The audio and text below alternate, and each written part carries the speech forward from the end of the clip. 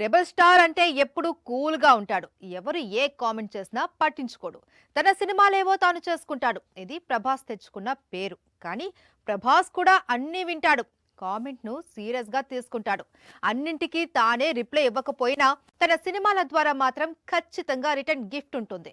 రాజాసాబ్ తో బాలీవుడ్ లో ఒక నటుడికి అలాంటి రిటర్న్ గిఫ్ట్ ఇచ్చాడు. రాజాసాబ్ నిన్నటి వరకు ఒక లెక్క, సరికొత్త ట్రైలర్ రిలీజ్ అయిన తర్వాత మరో లెక్క. ఒక్క ట్రైలర్ తో ఈ సినిమా రేంజ్ మొత్తం మారిపోయింది. అందుకే ప్రస్తుతం సోషల్ మీడియాను షేక్ చేస్తోంది. అయితే రాజాసాబ్ ట్రైలర్ మొత్తం ఒక ఎత్తు, ట్రైలర్ చివర్లో రెబల్ స్టార్ జోకర్ గా కనిపించిన షాట్ మరో ఎత్తు.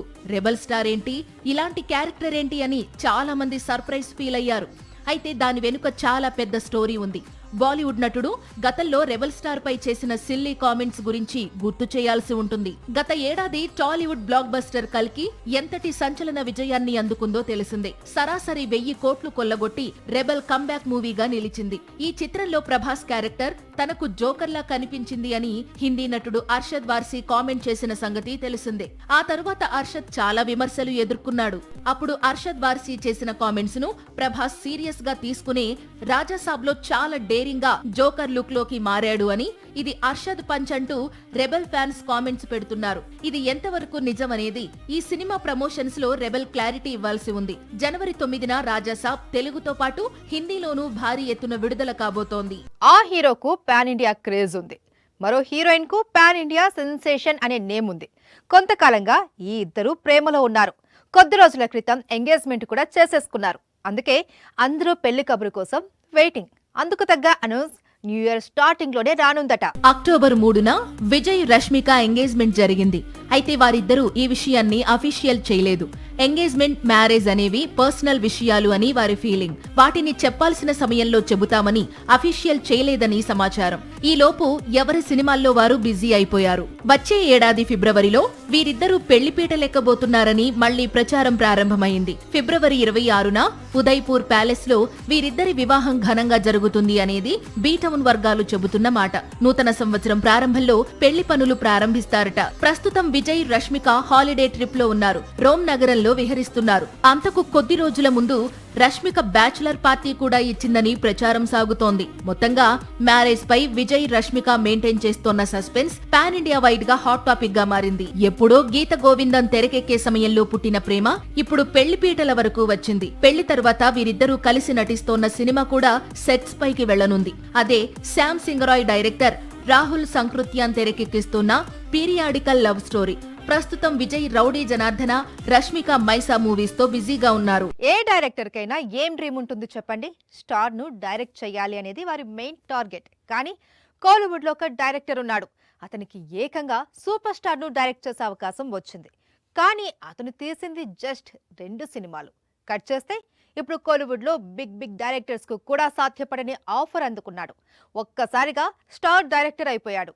ఇంతకీ ఎవరా కుర్ర దర్శకుడు? కేవలం 2 సినిమాలు తీసి 3వ చిత్రాన్ని ఏకంగా సూపర్ స్టార్ తో తీసే అవకాశం అందుకున్న దర్శకుడి వివరాలు తెలుసుకునే ముందు అసలు అతనికి రజనీకాంత్ సినిమా ఆఫర్ ఎలా వచ్చిందో తెలుసుకునే ప్రయత్నం చేద్దాం. Rajinikanth, Kamal Haasan multi starrer movie చేయాలనుకున్న సంగతి తెలిసిందే. అయితే ఈ డెడ్లీ మల్టీ స్టారర్ కు ముందు కమల్ బ్యానర్ లో రజనీకాంత్ హీరోగా ఓ మూవీ ప్లానింగ్ జరిగింది. అందుకు సుందర్ సి అంటే అరుణాచలం దర్శకుణ్ణి ఖరారు చేశారు. టీజర్ కూడా రిలీజ్ చేశారు. కట్ చేస్తే సుందర్ సి చెప్పిన స్టోరీ రజనీకాంత్ కు నచ్చలేదు. దీంతో అతను ప్రాజెక్ట్ నుంచి బయటకు వచ్చేశాడు. ఆ తరువాత రజనీకాంత్ దగ్గరికి చాలా మంది దర్శకులు వెళ్లడం, స్టోరీ చెప్పడం ప్రారంభమైంది. ఇటీవల కాలంలో కోలీవుడ్ కు బిగ్గెస్ట్ హిట్స్ ఇచ్చిన రాజ్ కుమార్, ఇతను పార్కింగ్ అనే మూవీ తీశాడు. నిధిలన్, ఇతను మహారాజా మూవీ తీశాడు. వీరిద్దరిలో ఒకరికి సూపర్ స్టార్ తనతో కొత్త సినిమా చేసే ఛాన్స్ ఇస్తాడు అనుకున్నారు. ఇందులో రజనీకాంత్ మాజీ అల్లుడు, ప్రస్తుత డైరెక్టర్ కమ్ హీరో ధనుష్ కూడా ఉన్నాడు. కానీ ఇప్పుడు తెరపైకి ఈ ఏడాది కోలీవుడ్ కు బిగ్గెస్ట్ హిట్ ఇచ్చిన dragon director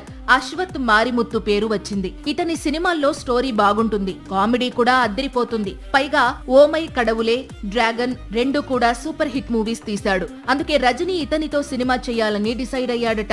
Rajinikanth cinema offer రాగానే చేతిలో ఉన్న సింబు సినిమాకు ప్రస్తుతానికి బ్రేక్ ఇచ్చాడు అశ్వత్. దురంధర్ రిలీజ్ కు ముందు డాన్ 3లో హీరో రణవీర్ సింగ్ దురంధర్ రిలీజ్ తర్వాత డాన్ 3లో అతను హీరో కాదు.